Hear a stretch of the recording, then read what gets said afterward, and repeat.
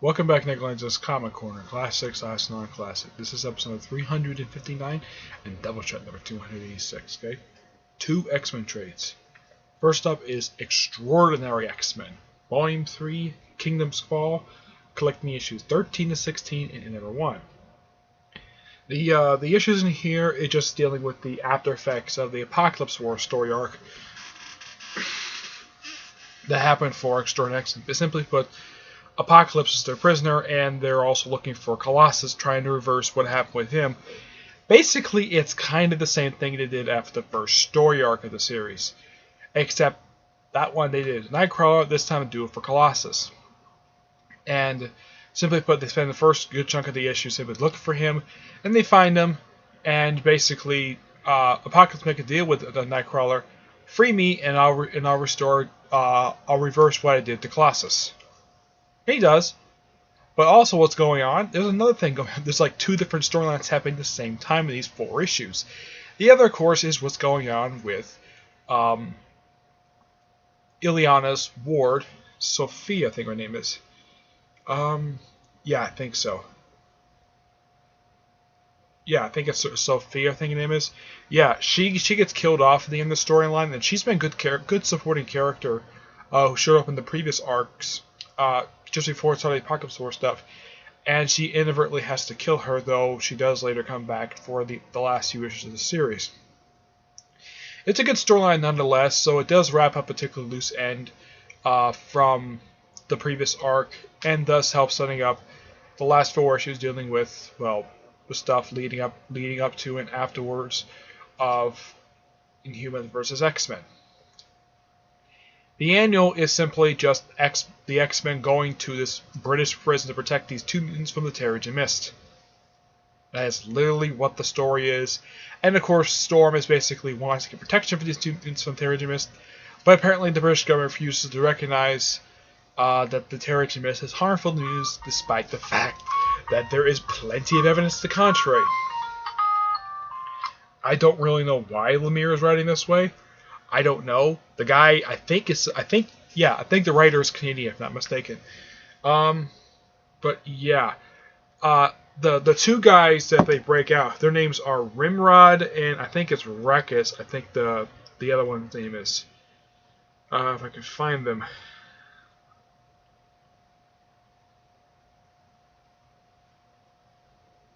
Let's see, what is their names?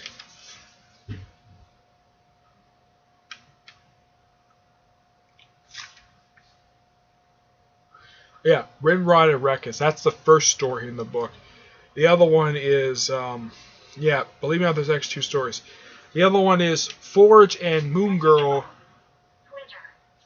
Sorry about that. The other one is, shoot. The other one is Forge and Moon Girl, dealing with, well, trying to avoid the Terrigen Cloud. Well, for Moon Girl, she's immune to it because she's already gone through it already, and she's super smart. And her inhuman ability is that she can swap bodies with Double Dinosaur. Yep. So they build a rocket, they go to space, they go to the moon, though they don't go very far with it. It's a very fun little backup story in the annual itself. Now the artists in here, now there are a few different artists in here.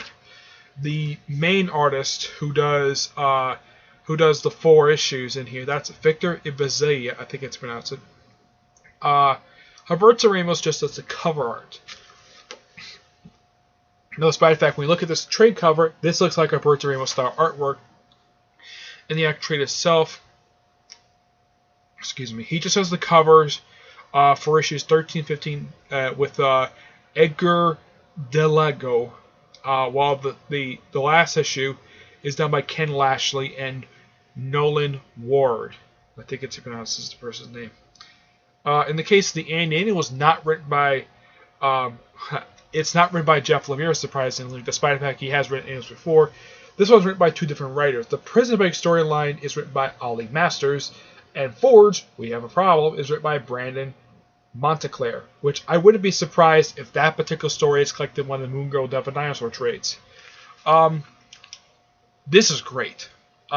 But I should point out this is the second to last trade because the series just ended recently after 20 issues. Yes, there's one more trade after this one, which probably just has the last 4 issues of the series, issues 19 and 20. And that's probably it. It probably also contains X-Men Prime, but I don't know. I haven't seen it yet. So I'm going to get this book a 9 out of 10. Though the British are pretty much dicks in this book. Yep. Now, alright, the next book is All New X-Men.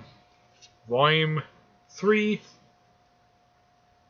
Hell hath so much fury.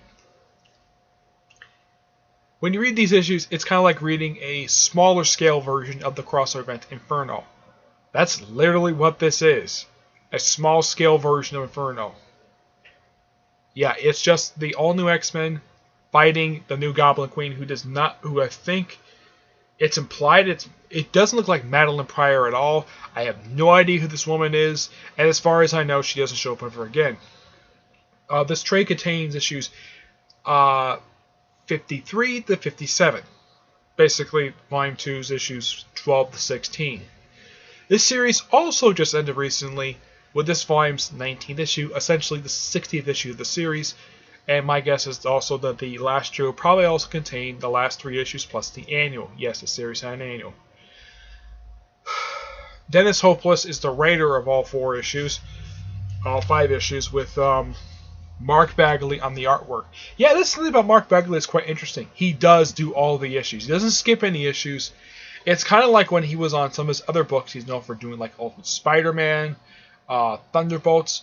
When he's on a book, he does do a good chunk of the issues. He's actually one of the very few artists I've seen that since I've started reading comics who actually does not skip issues at all. Yeah, as far as I know, he's never skipped an issue, which you gotta praise him for that. The guy is a good artist. I was going to meet him last year at Tampa Bay Comic-Con, but he canceled. Yeah. I was hoping to get an issue of Thunderbolt signed for him, but I never got a chance to. But hopefully I may get a chance to see him at a future con. But the first couple issues in here are just standalones. Like, one is basically Iceman finding a boyfriend. The other one is Angel and Laura getting back together, while also the new Goblin Queen's in the background.